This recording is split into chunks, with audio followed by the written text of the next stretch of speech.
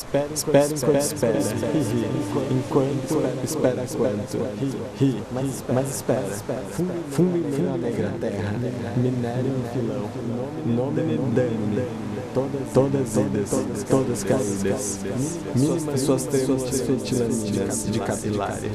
Amém. Ele riu de fúria, pra lá, pra lá, uma fria batuta protraindo-se. Bronze mídia combinador, com bronze, com verde oceano de sombra, não floresce, belo, um titi leito dedilha, com uma curra, com um galo. Orai por ele, orai por gente, os gostosos deles ainda, bem. Última castela de verão deixada fora e eu me sinto tão só, triste, só. Plínio, ventinho, a flauta linda, homens leais, lead, quer, call, e dó. Como tu, homens, vibrarei teus chantos do seu tchá. Onde bronze de perto, onde longe, onde cascos, para cá. Então, não até então, meu tá sempre escrito, feito, começar. When I hear what we call music,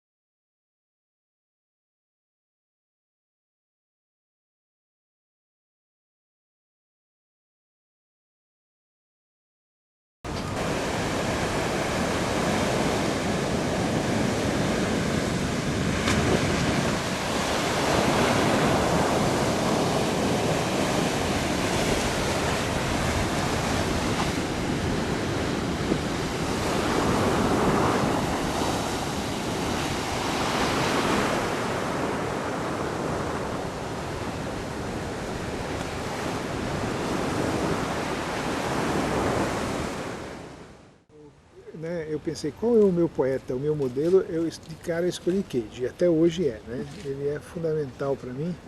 E a grande lição que do Cage, né, a maior delas, talvez seja isso, pegar uma fórmula poética esgotada ou limitada, como um acróstico, né, que é usado hoje pelas crianças na escola, e conseguir transformar isso em algo de grande rendimento poético, né? Ele transformou o mesóstico, que é um tipo de acróstico cujo nome, né, da pessoa homenageada fica no meio e não na extremidade dos versos, né? Ele pegou essa fórmula antiguíssima e deu a ela uma dimensão inesperada, né? Então os grandes poemas do Cage são basados nessa fórmula, mesóstico, mas é muito difícil de traduzir, ou até impossível, porque você consegue reproduzir o nome, né, do homenageado, James Joyce, por exemplo. Mas para fazer os versos caberem aí em português, você tem que adaptar muito. Então eu comecei tentando recriar os mesósticos, né? Aí eu vi que era impossível, eu não ia conseguir naquele momento, né? Aí eu me interessei então por outros procedimentos do Cage, né? Que esses procedimentos dizem respeito à dispersão das palavras na página e também ao diálogos de textos diferentes, né? E eu falei, talvez aqui eu possa traduzir. Também não consegui, quer dizer, tentei, eu achei que não ficou satisfatório. Aí eu disse, então eu vou fazer o seguinte, vou fazer um pastiche, vou fazer a minha versão, pegando a minha experiência de campo, né, os meus caderninhos, vou tentar então passear pela cidade, em Florianópolis, e vou criar né, uma versão assim minha do que poderia ser um livro do Cage em português, né? E aí saiu mais ou menos do que dois, que quer dizer o seguinte, é um livro meu que é um livro do Cage, ou outro livro, né? Mais ou menos do que dois. Então é um plágio do Cage, né? Mas ele é um livro que se passa aqui em Florianópolis, numa ilha, né? E o Cage tinha grandes relações com ilha, sobretudo com a Irlanda. E nessa ocasião eu já começava a fazer uma pesquisa na Universidade de Stanford, né, em Palo Alto, e eu ficava em São Francisco, nos Estados Unidos, e aí também lá é uma cidade do litoral, né, tem uma baía como aqui, e eu situei então um livro em homenagem a Cage, que nasceu na Califórnia. Então sou eu aqui em Florianópolis e o Cage lá na Califórnia.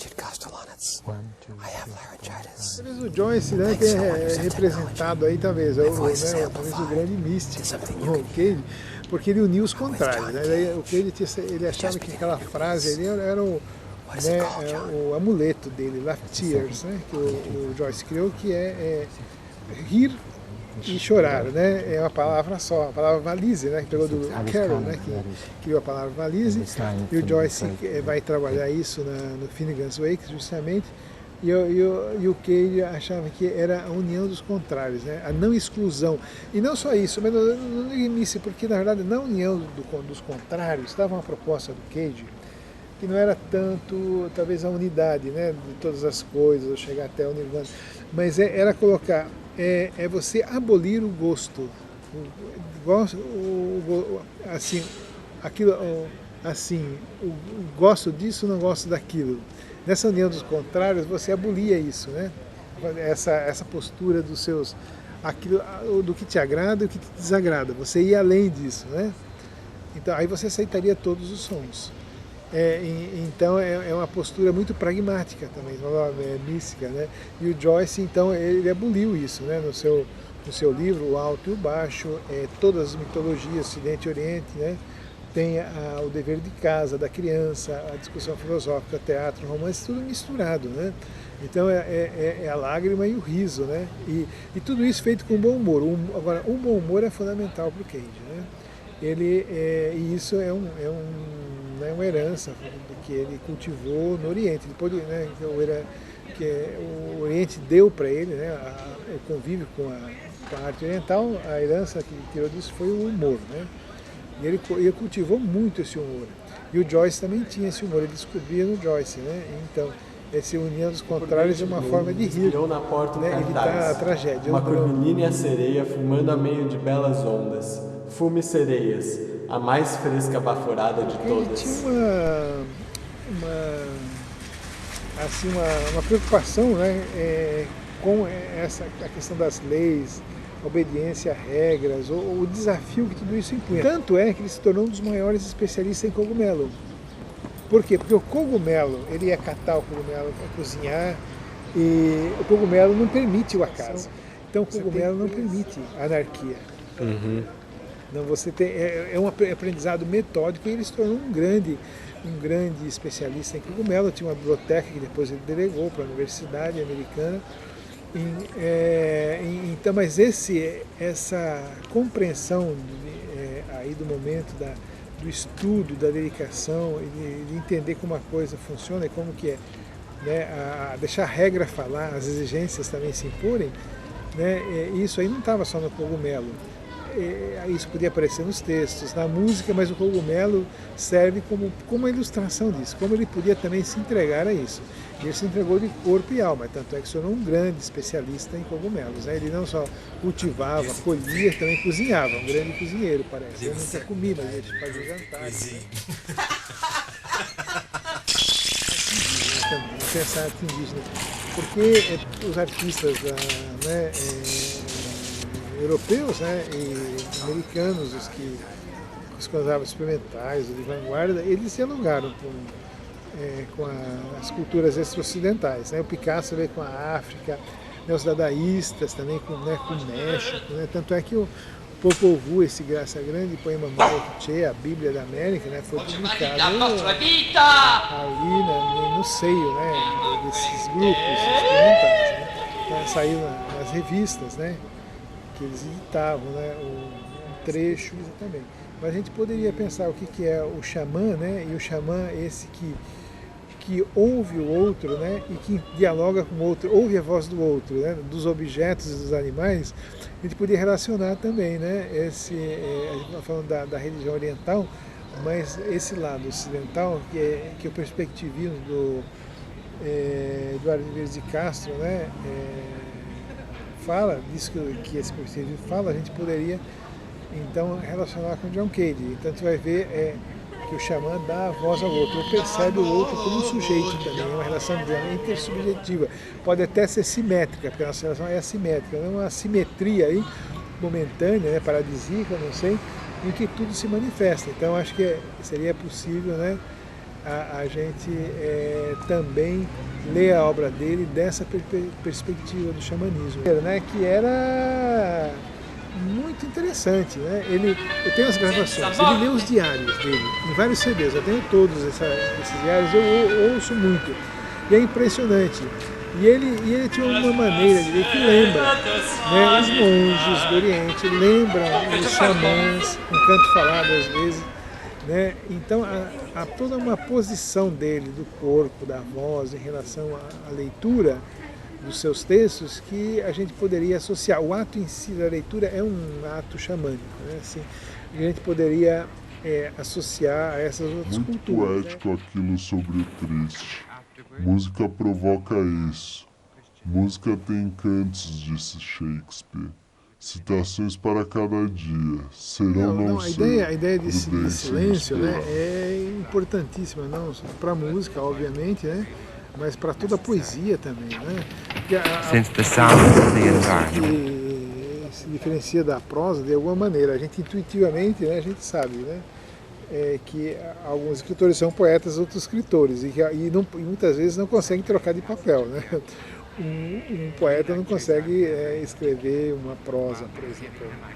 Pode passar a vida toda só escrevendo poemas, né? Não tem necessidade de passar. Mas é muito difícil a gente separar uma coisa da outra, né? Mas para a poesia, né, é um texto, como o Mallarmé já colocava, um autor que foi lido pelo Cage, o Pierre Boulez, que era amigo dele, né, conversava com ele sobre Mallarmé. Existem as cartas, eu tenho as cartas, né, que eles trocaram na época em que ambos estavam lendo Mallarmé, o Lance de Dados. E o Mallarmé ali na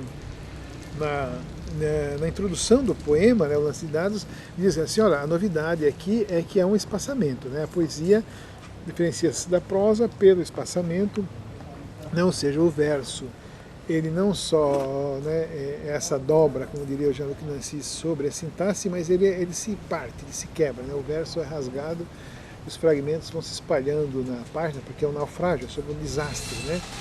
E ele diz, olha, então a novidade é esse espaçamento, um espaço que é importante, um espaço em volta das palavras, né, que vai então organizar as várias vozes do poema. Você tem que saber então ler também os espaços em branco. Mas ele fala, mas isso aqui também é uma partitura para várias vozes, então você tem que... O poema é também o silêncio, né? O silêncio que envolve as palavras também, né? O silêncio, então a poesia é como um discurso do desastre, né? Sobre o desastre e do desastre, e esse desarranjo da oratória tradicional, né? Algo que talvez depois o Maurice Blanchot vai chamar de neutro, né? O neutro que é você desarranjar a casa, né? Neutro, desarranjar o ser, desarranjar o poema, desarranjar o verso. Né? Essa é a ideia, você perder a orientação. Aí que tá, eu acho que o Cage não chega ao Nirvana. O objetivo dele não é o Nirvana. Se fosse isso que o Roger Caillat chama de mimetismo, né? Quando você se identifica com alguma coisa inanimada, inorgânica, né, digamos assim, ao nada, seria o nada. Não, eu acho que ele é um silêncio que aí você respeitar os objetos. Então, nesse silêncio, você silencia para ouvir os objetos se manifestam. Então, o silêncio é pleno de sons. Agora, se fosse um silêncio do nirvana, do êxtase, do sublime, né, aí não sei como a gente podia tratar isso em relação a Cage, né, pensar em que composição ele chega a isso. Mas, em geral, você tem que entender isso a partir do uso dele do I Ching, a partir da visão dele espiritual do mundo, né, que é algo anterior, digamos, até o panteísmo, né, digamos assim, colocando o shintoísmo como uma referência. Então o silêncio vai ser sempre pleno. E aí aquela experiência em que ele, entrando numa sala, né, perfeitamente silenciosa, ele ouve dois sons ainda, né, que é o cérebro, né, e o sangue circulando. Então ele deu a voz ao corpo, né? Esse estranho, ele foi lá, quer dizer, não foi no Nirvana, quer dizer, ele entrou naquela prisão, naquela caixa, você falou, então houve uma unidade com o silêncio, com a escuridão, o silêncio. Tem uma série de questões estéticas por trás, mas também filosóficas. E é coerente. Se ele falasse o silêncio é o silêncio vazio total, acho que estaria sendo incoerente. Mas quando eu vejo essa coerência no que, quando então o silêncio não existe, porque ele é a manifestação de tudo que existe, é a possibilidade de tudo se manifestar, né? Aí você permitir que justamente que tudo, até o silêncio, você permite até o silêncio se manifestar. De repente pode ter um momento que aconteça algo, né? Ninguém ouve, poderá não ouvir mais nada, no momento, né? Mas foi porque você deixou o silêncio se manifestar, né? A ideia de arte, para ele é que a arte não é autoexpressão. Ele diz, eu não escrevo para expressar a mim mesmo. Eu escrevo, eu componho, eu pinto para modificar a mim mesmo. Então, se a minha arte não me modifica, quer dizer, é o meu autorretrato, é a mímese de mim mesmo, para mim não tem sentido. A arte ela tem que ajudar a mudar, né? A criar novas direções para nossas vidas. Então ele achava que quando ele ouvisse uma composição, ou lesse um poema, ele tinha que ser surpreendido, porque é que eu te falei, o mundo é, né, uma partilha de olhares, né, sobre ele. Então todo mundo vê o mundo, né? Então como se fosse olhar o mundo como o olho do inseto, né? Que é um monte de fragmentos captando tudo, né? Essa ideia. A ideia também que a poesia do século XX pegou, né? Olhar o mundo com o olho do inseto, né? Talvez o cubismo, né? Então a enciclopédia do Cage é isso, não tem a ideia não é a síntese, é dispersão, né? Talvez isso é anti-iluminista, né? É a dispersão de um não saber, né? Um não conhecimento blanchotiano, né? Quer dizer, né? Não conhecer, quer dizer, é o obscuro, é a dispersão, é o neutro, né? A desorientação, né? Assim, nem é panteísta, até uma coisa mais primitiva ainda, ou mais antiga, se pode dizer assim, é que há um espírito em tudo, né? Quer dizer, ou seja, tudo é vivo, tudo está vivo, né? E você pode se comunicar com as coisas. Quer dizer, isso poderia levar à união com a totalidade, se você quisesse, né? Anulação, que é o nirvana, o mimetismo, né? Como Roger Caillat, né? Quando você né, abandona toda a ação vital e se confunde com a árvore, com a pedra e tal, ou não. Você pode parar no reconhecimento que os objetos também olham o mundo, os animais, e que nós estamos partilhando, é uma partilha do olhar sobre o mundo. Né? O mundo é olhado tanto por objetos como animais, como seres humanos, né? Então não tem uma visão privilegiada do mundo. Entender o mundo é perceber como todos esses elementos, esses entes olham o mundo. Né? Eu acho que então o Cage era assim. Né? Ele quer saber, bater numa mesa, ver o som que a mesa fazia, uma folhinha, né? E aceitando aquele som como musical, porque é a manifestação espiritual das coisas. Quer dizer, então não tinha som feio, som bonito. Não fale dele, por piedade. Não espere que eu conte, suplicou Miss Dawes. Doce chata e Miss Kennedy divertindo com leite tapou nas orelhas com os dedos medidos. Não, gritava ela. Não quero ouvir, gritava ela. Mas Bloom... Miss Dawes grunhiu um tom rampento de velhote pesadão. Para o seu quê? Disse ele.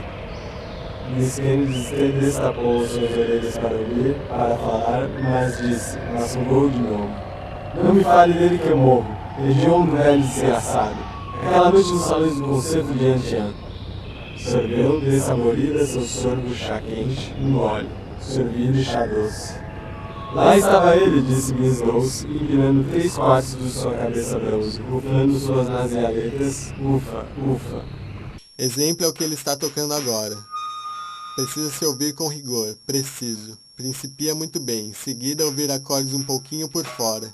Sentir como perdido um pouquinho, dentro e fora de sacas sobre barris, através de cercas de arame e corrida de obstáculo. O tempo faz a toada, questão de humor com quem está na coisa. Ainda assim, sempre bonito de ouvir, com exceção das escalas ascendentes e descendentes, meninas aprendendo. Duas juntas no vizinho da porta ao lado. Devia-se inventar pianos mudos para isso. Blumenlied comprei para ela. O nome, tocando-a devagar. Uma menina. A noite que eu cheguei em casa, a menina. Porta das Estrebarias, perto da rua Cecília. Millie não tem gosto. Curioso porque nós dois, quero dizer. Mara, vento, folhas, trovão, águas, vacas, mugina, mercado de galas, galinhas, não cucurico, serpentes que trilham. A música por toda parte. A porta do rancho. Não, isso é ruim. O minueto de Dom Giovanni é o que eles estão tocando agora. Vestidas de gala de todos os tipos nas câmaras de castelo dançando. Miséria.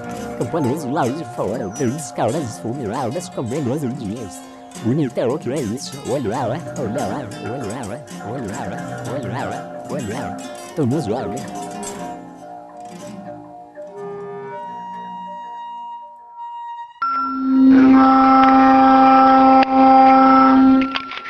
Você está entendendo o que está acontecendo?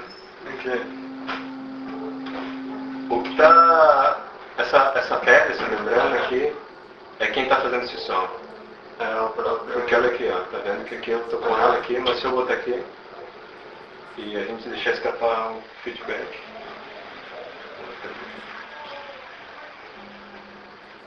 Vem, né? Ele vai vir.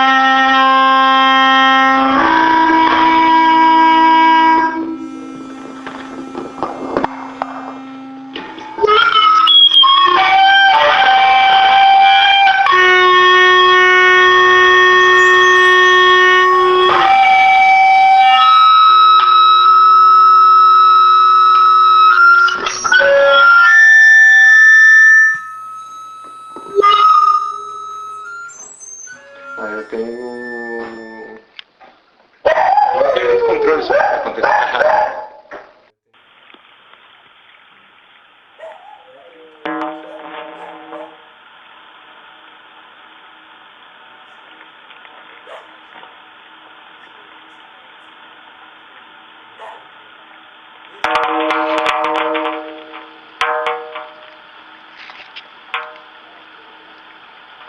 nem sei se essas frequências incomodam eles, essas buscas, na real, a gente tem essas referências assim, isso aqui é bom, isso aqui é bom.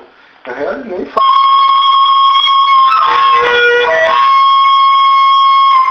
Fala ali.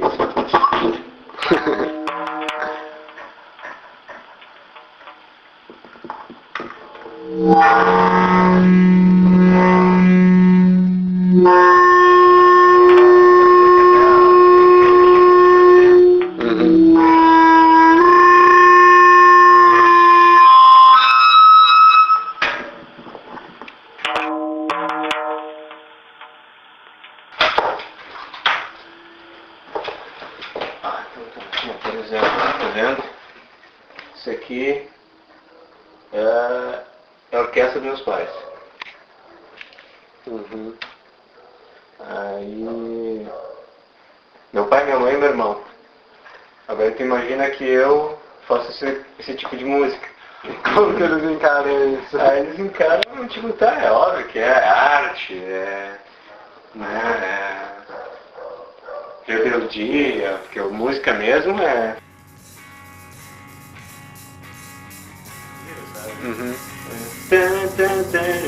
E eles me ensinavam, meu pai era muito duro, assim, muito rígido, né? Então, faz um acompanhamento aqui. Eu não consigo, não faço ideia do que é isso que eles estão fazendo, tocando com as duas mãos, assim. E aí, tá, foi facilitando, assim, até que eu consegui tocar um esquema. Sempre foi não convencional, né? O certo é estudar solfejo, estudar para ter controle, assim, né?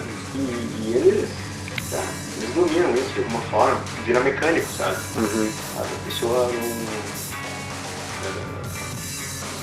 passa a ser consciente, subconsciente, né? Que é que nem caminhar. Que aquilo vai com uma forma assim, que você nem tá pensando de como tá... Tipo isso aqui, Zé. Vou tentar tal nota. Não tem como. E como mais interessante é esse tipo de música, sabe? Que a agonia que eles têm de querer tirar umas notas, pegar, né? Não existe essa agonia, é pura diversão, é só tocar realmente. Pegar a caixa pegar a caixa, olha. Sabe? Por exemplo, isso que eu estou achando fascinante, assim, que eu estou começando a pesquisar isso. Que também é uma coisa de pesquisa, tem que ser curioso, né? E não existe ficar bonito ou feio, né? Vale tudo. Por exemplo, quando tu grava uma caixa de bateria, tu bota o microfone aqui, 45 graus, porque pega toda a energia da vibração que vem, que essa pele funciona e tem essa. Porque se não ficar... Isso é o caixa, isso é a esteira. E aí tem gente que bota o microfone aqui, né? Vai ver aqui.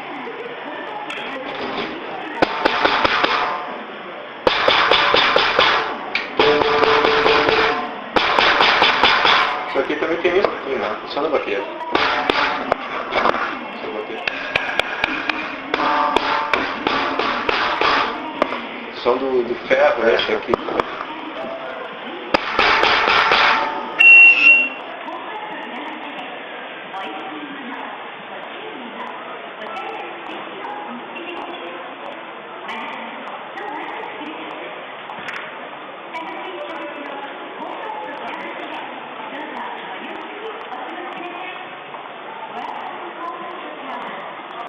Esse aqui é um porta-tereminho.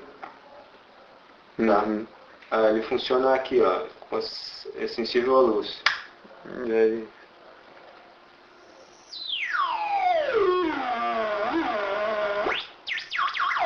É tipo isso, assim, na real, eu não toco tereminho, mas minha musicalidade me permite eu tentar descobrir novos sons, tentar me satisfazer.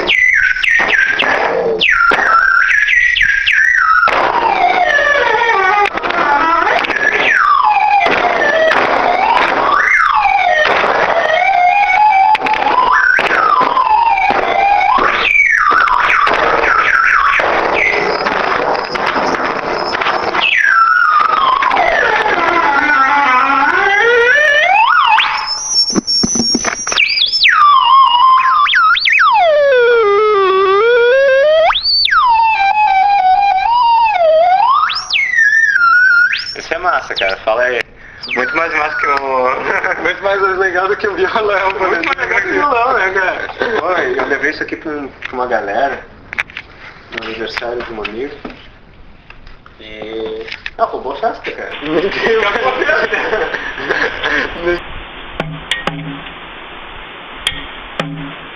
Sorguei no tambo ele, quem? Mirava no caixão. Os ternos pianos. Ele apertava, mesmo presente em sua mão. Pedalando suave um terno de teclas para ver a espessura do outro avançado. O festival começou em Minas Gerais, que a gente tinha uns amigos que eram do Constantino, e foram os únicos, e eu acho que os únicos até hoje, que entenderam a proposta do Música Livre. E colocaram assim, a banda deles em jogo, assim, porque eles têm as músicas deles, que é músicas bonitas, essas canções e tal. Eles disseram, não, vamos lá, vamos testar isso que vocês estão fazendo e tal, em agosto de 2006. Vai fazer 3 anos agora. E, cara, na verdade era uma jam, mas que não valia tocar blues, não valia tocar jazz, não valia... não valia fazer um ritmo musical. Não valia assim, tem uma coisa preparada, assim, vamos tentar tocar todo mundo junto. Não, cara, vamos lá. E tentar botar nossos corpos em harmonia. Porque eu estou te escutando, e eu vou tocar alguma coisa, e tu vai me escutar, e vamos juntos tocar alguma coisa. Ali, sem nenhum pré-combinar nada, sabe? Porque é realmente complexo, assim, como é que eu vou dizer que eu toco uma nota aqui, aí o outro toca essa nota aqui, e fica tudo fica... Por que não toca assim, sabe? Essa é a ideia. Você tira esse julgamento, assim, que tem que estar certinho, assim. De proposta, porque, por exemplo, vem um artista, e muitos dormem aqui em casa, tá? Aí vem um cara assim de Viena, por exemplo, e fica aqui em casa, a gente não fala nada de música, cara, só fala de comida, de praia, de natureza, de vida, de casamento, de amor e tal. E chega um dia lá e toca e cara, tu é músico, é mesmo, cara, sabe? E a música é quase secundária, foi tão um motivo pra gente se encontrar, né?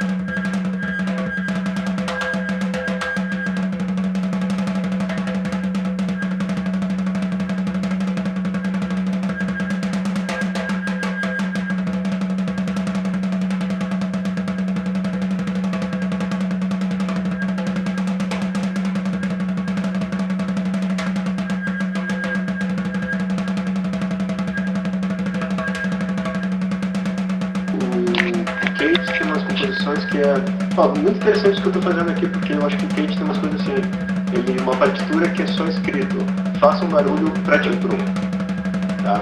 Pra tim-prum, eu faço pra tim-prum. Uma segunda pessoa vai vir com o microfone e fazer assim, tá? E outra terceira pessoa vai controlar o volume. Ela vai mexer numa outra coisa. Então, são 3 pessoas tocando né? Aí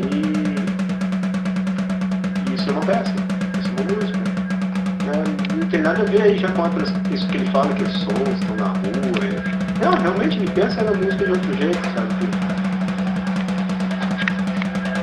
Eu queria pensar de repente isso, quisesse ser mais cabeçudo, assim, eu seria fazer uma música como se fosse o gato escutando, sabe? O que o gato se atrai? Mas eu vou saber só a referência daquele meu gato ali, né? Pode ter um outro gato. Mas de repente o outro não. Então, eu sou um ser humano, então se eu tenho que ver as coisas, eu tenho que ver as coisas do meu ponto de vista. E meu pessoal. E a minha opinião, por mais que não seja, sei lá, não vai ser correta, né? Mas para mim é importante. Para mim faz sentido eu estar fazendo esse som.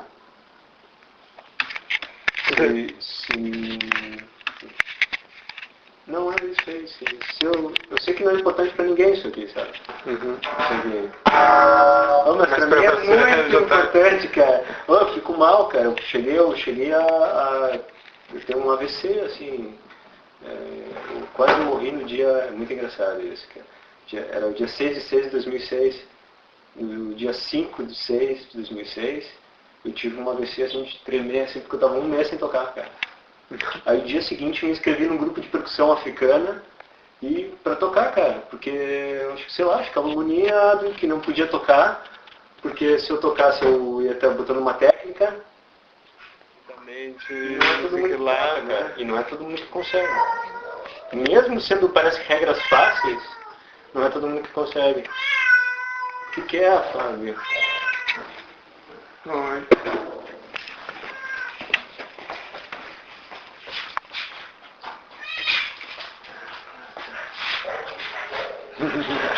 Senão ele não cala a boca.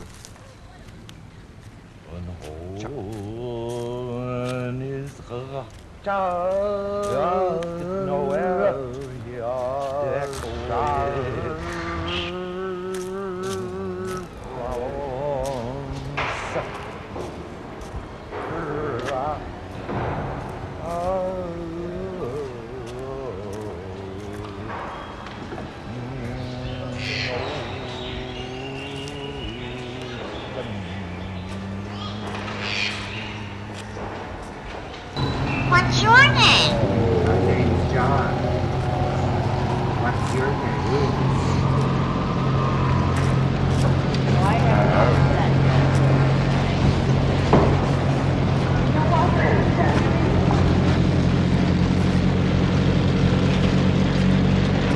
Fazer quando nascer procurar por lugar dargas ela foi pro seu ofício de rap sem mundo olhos de meus miseres opa o rei marrom muito nesse meu o beber que nem mais será ser chemelos ou ser puro ouro que se não ainda não sei max baixo senão eu show conhecendo da mãe da quanto se vivos outros sai os meses entusiastas todos os ouvidos não perdem uma demissão em colchia.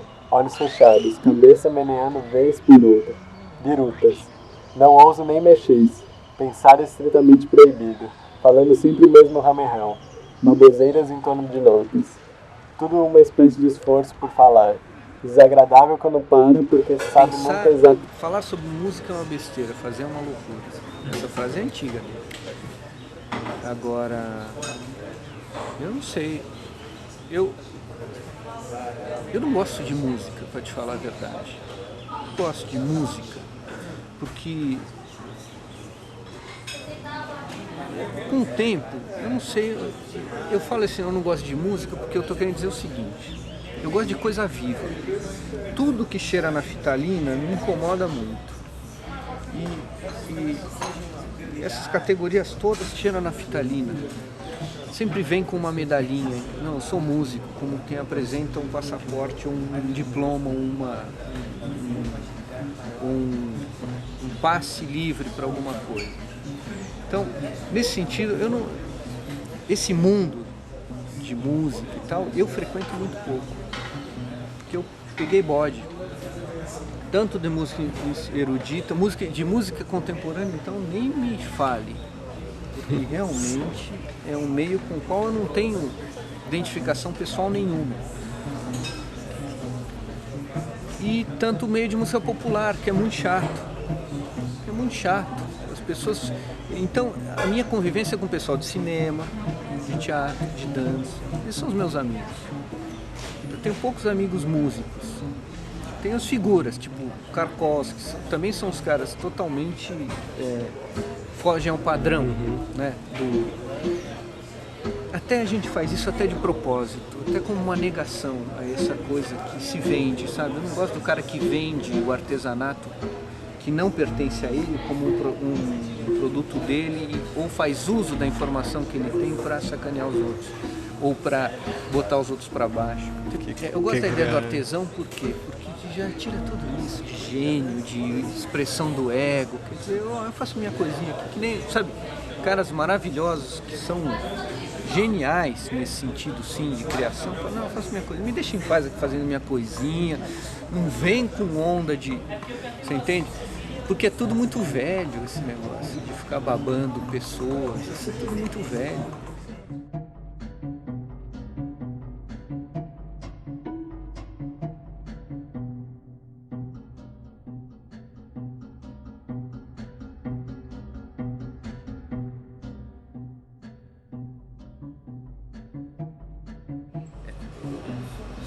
Você pensar na música, porque tudo acaba influindo no que você faz, em como você faz, né? Então a coisa do meu pai, que era um autodidata e sociólogo, acabou certamente influindo nesse olhar que hoje eu tenho com relação aos músicos, né? E a função do músico e como é que o músico se coloca, né, hoje na sociedade, formas de que você fazer a música não só como um entretenimento, mas também como uma coisa que desafia as pessoas a buscar novas possibilidades, né, de sensibilidade também. Agora, a convivência com Augusto e Haroldo, para mim, foi essencial, porque o Augusto é o maior crítico musical que a gente tem, um tremendo conhecedor de música, então ele foi me dando dicas, e essas dicas eu fui pegando e indo atrás delas.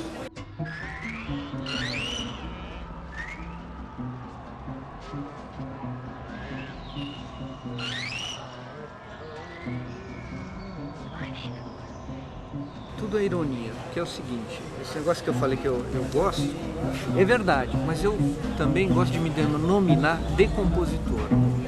Porque na verdade o que eu faço não é tanto compor, é mais separar as coisas e rearranjar elas, é quase como uma criança. É isso que eu tenho feito ultimamente. Mais do que composto as coisas, eu tenho decomposto as coisas e rearranjado elas, né? Porque tudo é ironia. E se a gente sem ironia está perdido. Se você começar a se levar muito a sério, a decadência é certa. As coisas não são lineares. E por isso é que eu ironizo muito todo esse pessoal que pendura medalha no peito. Porque a tendência das pessoas na vida é ir pendurando medalha no peito, né? Eu fiz isso, eu sou aquilo, a gente chama de currículo mortis. Né? De vida não tem nada. É tudo que vai... que a pessoa vai se apoiando para tentar se colocar no mundo, né? Se dizer eu estou aqui, eu existo, né? E para encher o saco dos outros também. Mas a coisa da multimídia é o seguinte: existe a multimídia, existe a multimédia, né? Que é um monte de coisas medianas juntas. Então não basta você juntar imagem, som, com uma pessoa balançando na frente, bota uma bailarina despencando do teto. Você precisa ter poética. O que é a poética? A poética é qual é o sentido daquilo, não no sentido em termos de mensagem, mas qual é a razão daquilo estar tudo junto, qual é o sentido de expressão daquilo lá, além do virtuosismo e além do fato dessa linguagem boutique, que é pendurar um monte de coisa porque você não tem nada a dizer. Que é o que muitas das vezes acontece. Se pendura muita coisa porque não se tem nada a dizer. Então, só o som não basta. Você tem imagem. Só a imagem não basta. Precisa ter um performance. Então, você vai pendurando coisa, é como se dizia antigamente do mau teatro. Quando o negócio era ruim, você não, então vamos botar um figurino bacana, quando ainda não resolveu. Então vamos botar uma luz bacana, vamos botar um cenário bacana, porque não foi suficiente. Então, multimédia. O que é um multimídia? É quando você consegue que a imagem não seja só mais a imagem, o som não seja mais só o som, a palavra ali não seja mais só a palavra, que uma coisa esteja ressignificando a outra e isso está gerando uma terceira coisa. Aí você conseguiu uma linguagem multimeios mesmo. E quando o vídeo não é mais vídeo, o texto não é só o texto, não é mais o texto, existe ali uma sinergia, um diálogo entre as coisas em que elas deixaram de ser partes, ficaram um todo. Por isso aqui eu não gosto muito também desse discurso de que é aquilo que a gente estava falando, de que música boa tem que dar trabalho, né? Livro bom é aquele que se demorou para escrever. São clichês, né? E são frases feitas e as pessoas engolem sem se questionar. Em música realmente isso não funciona, porque eu não preciso ser muito vanguardista no exemplo. Pega o Mozart, o Bach, que compunha uma cantata por semana, e por isso é ruim. Né? Isso para ir nos clássicos. Então, o cara ficar 15 anos compondo um negócio não vai ser garantia que a qualidade poética do trabalho dele vai ser correspondente, não é correspondente ao tempo expendido. Fazer a música é colocar sons no tempo, num tempo especial, que não é o tempo cronológico. Mesmo quando você captura um take em tempo real, não é? E não edita esse take, que tenha sons acontecendo, e toca ele, você já está tocando ele fora do tempo real dele. Você já criou um tempo especial para a música, para esse evento. Então, fazer música é colocar sons num tempo, tirar eles do tempo real e colocar eles num tempo. Todo movimento também cria uma vibração no tempo, né?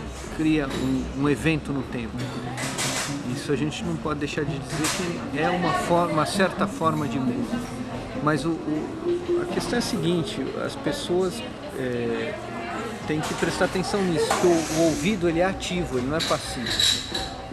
E que a gente seleciona muitas coisas pelo ouvido, e que pelo ouvido cada vez mais a gente está neutralizado hoje em dia. Você ouve coisas, usa muito fone de ouvido, isso tudo vai caindo a tua sensibilidade para audição. Tanto que você pega um caipira do interior, se é que existe algum ainda, quando o cara ouviu um passarinho e fala, tal, o troço canta lá no fundo, o bicho faz um som de um jeito, ou alguém está chegando, o luz passa 15 quilômetros. A sensibilidade de audição dele, qualitativa e quantitativa, é muito grande. O cara na cidade, ele vive numa massa de som constante, né? Então a audição dele vai perdendo sensibilidade até como uma defesa, uma proteção física, né? Então, o nosso nervo ele já não tem a mesma elasticidade. Então ele perdendo essa elasticidade, ele perde a capacidade de perceber sons muito baixinhos próximos de sons muito altos, porque a elasticidade do músculo já está com outro tipo de memória, até por autodefesa. Então a audição da pessoa urbana é muito diferente da pessoa que vive no campo, onde a quantidade, no campo que eu digo, não só na cidade do interior, porque o meio urbano, seja no interior ou na grande cidade, é muito ruidoso, né?